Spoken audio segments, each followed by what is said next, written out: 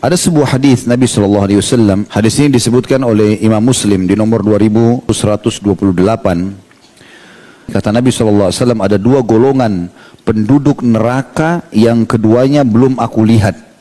Maksudnya tidak ada di zaman Nabi SAW. Namun sudah diperlihatkan kepada Nabi, kalau akan ada ahli neraka yang tidak ada di zaman wahai Muhammad. Yang pertama adalah kaum yang memiliki cambuk-cambuk seperti ekor sapi yang digunakan untuk memukuli orang-orang. Dan ini sudah pernah kita jelaskan, kalau tidak salah dalam dosa kezaliman. Di antaranya adalah raja-raja yang zalim. Mereka memiliki pengawal-pengawal yang memiliki cambuk-cambuk, pecut-pecut yang dari ekor sapi atau mirip ekor sapi lalu dicambukkan kepada orang-orang untuk mengambil hak mereka. Tapi itu bukan saksi bahasan kita. Dan yang kedua penghuni neraka adalah para wanita yang berpakaian tetapi telanjang. Mereka menggoda dan jalannya berlenggak-lenggok, kepala mereka seperti punuk unta yang miring. Para wanita ini tidak akan masuk surga, bahkan tidak mencium bau wanginya, padahal wanginya bisa tercium dari jarak perjalanan sejauh ini dan itu. Ini hadis teman-teman sangat jelas berhubungan dengan masalah apa? Tidak menutupnya aurat. Karena bahasa Nabi SAW sini sangat rinci. Kata Nabi SAW, ahli neraka di sini yang kedua adalah para wanita yang berpakaian tapi telanjang. Ulama hadis menjelaskan bahwasanya terbukanya aurat orang ada dua. Terutama kaum wanita kalau kita bicara ya. Karena mereka yang harus menutup rapi aurat itu. Yang boleh kelihatan cuma telapak tangan dan muka saja. Sebagaimana disebutkan dalam sebuah riwayat, Nabi SAW memberikan keringanan wajah dan telapak tangan.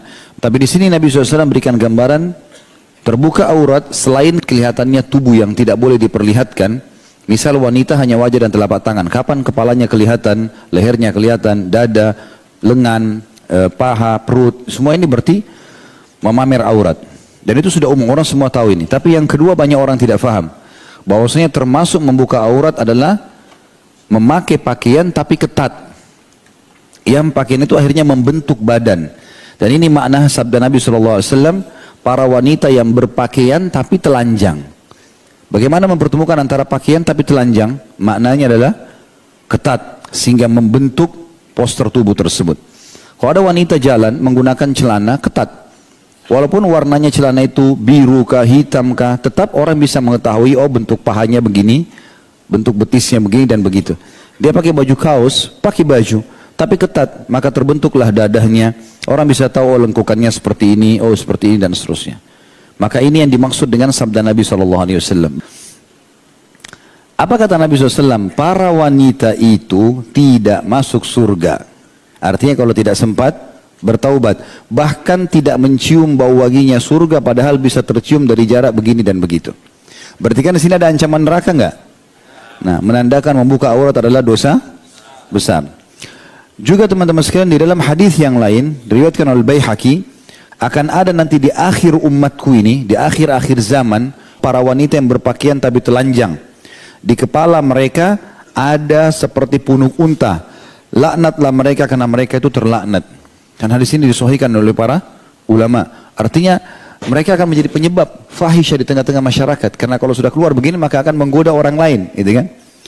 Kalau hadis yang pertama ancaman neraka, hadis yang kedua kena laknat. Berarti kan sudah besar sekali ancamannya ya.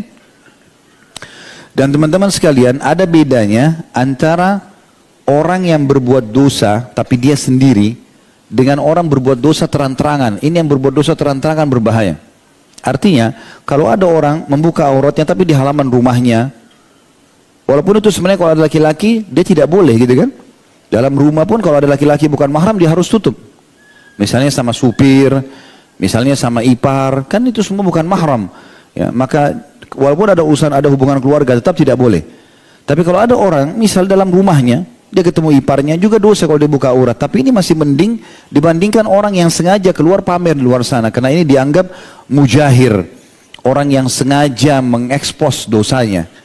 Orang yang pamer auratnya di depan umum, itu sama dengan orang minum khamar di depan umum. Sama dengan orang zina di depan umum. Karena semua dosa besar. Ya. Kalau antum mau tahu bobot dosa yang sedang dikerjakan, hubungkan coba dengan contoh-contoh dosa yang lain. Karena masalah memamer aurat tidak bisa dipisahkan dengan masalah khamar, tidak bisa dipisahkan dengan masalah zina, karena semua dosa besar. Berarti kalau orang pegang khamr di pinggir jalan dianggap aib, berarti pamer aurat juga dianggap aib. Dan itu bukan sebuah prestasi. Makanya dalam sebuah hadis yang sahih riwayat Imam Muslim, kata Nabi SAW, semua umatku masih bisa diampuni dosanya, kecuali orang-orang yang melakukan dosa secara terang-terangan. Di dalam surah Al-Ahzab ayat 59, A'udzubillahi minasyaitonirrajim, surah nomor 33 dalam Al-Quran, ayat 59, Ya ayyuhan nabiyyu qul li azwajika wa banatika wa nisa'il mu'minina yudnina 'alaihinna min jalabibihin dzalika adna ay yu'rafna fala yu'zain wa kana Allahu ghafurar rahima. Hai Nabi, katakanlah kepada istri-istrimu, anak-anak perempuanmu, dan istri-istri orang mukmin. Ya. Di sini ada banyak orang salah paham dengan ayat ini. Dia pikir ayat ini khusus untuk istri Nabi saja. Allah merincikan, istri-istri Muhammad Muhammad, anak-anak perempuanmu, istri-istri orang beriman. Berarti semua wanita mukminah. Bilanglah pada mereka, hendaklah mereka menggulurkan jilbab mereka ke seluruh tubuh mereka. Yang demikian itu supaya mereka lebih mudah untuk dikenal. Maksudnya ada simbol Islamnya. Oh ini muslimah, orang jadi tahu, gitu kan? Maka gara-gara itu mereka tidak akan diganggu. Dan Allah maha pengampun lagi maha penyayang. Jadi dari ayat ini teman-teman sekalian, rahimakumullah, adalah jelas makna daripada ayat bagaimana Allah subhanahu wa ta'ala menurunkan atau memerintahkan hijab ini agar tidak terjadi gangguan-gangguan pada wanita.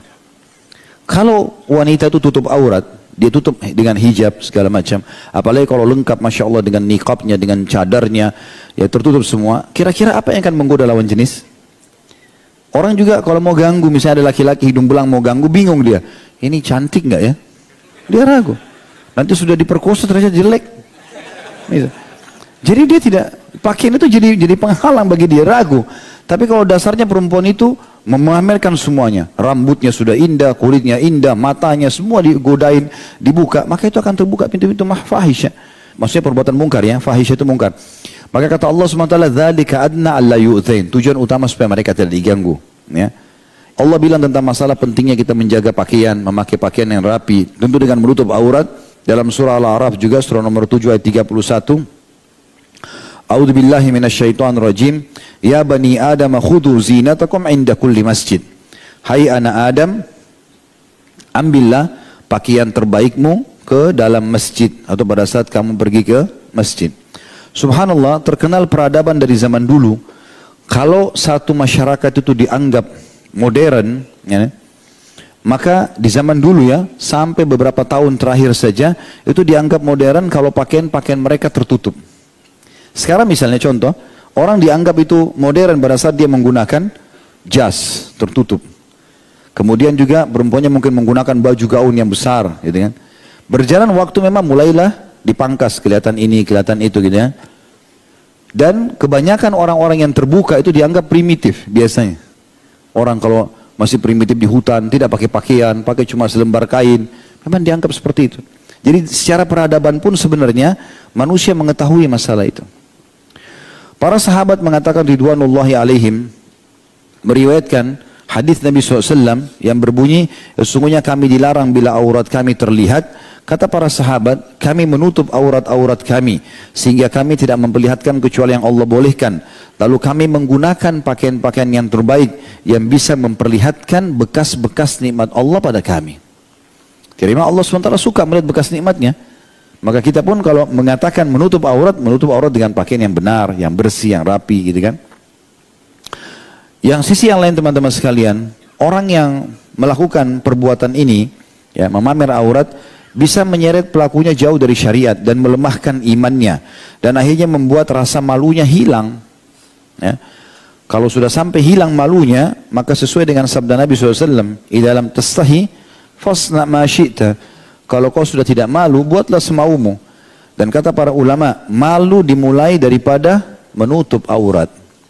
Kapan dia tutup aurat, berarti dia malu. Dia buka aurat, berarti sudah tidak malu. Walaupun orangnya santun. Karena dia sudah bisa memamer apa yang sebenarnya harus ditutup. Dan subhanallah, fitrahnya manusia, kalau orang, ya Allah sudah katakan itu aurat, maka malu untuk melihatnya. Dan kata Nabi SAW tentang rasa malu ini, al-haya'u kulluhu khair. Rasa malu itu semuanya kebaikan. Al-haya' la ya'ti bi khair. Malu tidak akan datang kecuali kebaikan. Wal haya'u syu'batun minal iman, malu itu bagian daripada keimanan. Itu semua adalah hal yang sangat berhubungan sekali dengan semua kehidupan muslim, terutama masalah buka dan menutup aurat ini. Juga membuka aurat adalah tasyabuh dengan orang-orang kafir. Karena orang Islam disuruh tutup aurat, orang kafir buka. Dan kata Nabi SAW, "Man tasyabah biqaumin fahuwa minhum." Siapa yang menyerupai satu kaum berarti dia sama dengan mereka. Berarti banyak sekali ancamannya ini. Ya. Kalau masih ingat kisah yang saya pernah ceritakan ikhwas sekalian, bahwasanya masuk Islamnya seorang anak muda di Inggris dulu, ya kan? Gara-gara dia datang ke dalam masjid, ada syekh menyampaikan pengajian, kemudian dia bilang sama temannya bilang, "Syekh, ini teman saya mau masuk Islam." Kebetulan dia masuk Islam tahun lalu, yang mengajak temannya sekarang. Tapi sebelum masuk Islam ada pertanyaan dia. Lalu kemudian kata syekhnya, "Silakan." Dia mau bertanya apa? Dia bilang, "Yang pertama, Syekh, saya mau tanya sebelum masuk Islam ini, kenapa kalian suruh perempuan kalian pakai hijab? Kenapa tidak seperti perempuan kami bebas, mau pakai baju apa saja, mau tidak pakai baju terserah." Ini. Lalu syekhnya mengeluarkan permen dari kantongnya 2 biji, satu dibuka bukunya, satu dibungkus, diletakin di lantai. Kata syekhnya, "Kalau saya suruh kau pilih, yang mana kau pilih permen ini?" Kata orang yang belum masuk Islam, "Tentu yang dibungkus." Terbungkus. Kenapa? Karena pasti lebih bersih daripada yang sudah terbuka. Kata syekhnya, itu perumpamaan perempuan kami dan perempuan kalian. Kalau perempuan kami seperti permen yang masih tutup, yang boleh buka cuma suaminya. Kalau kalian semua orang bisa buka, gitu kan? Maka jelas berbeda di sini konsepnya. Alhamdulillah gara-gara itu akhirnya dia faham dan dia masuk Islam.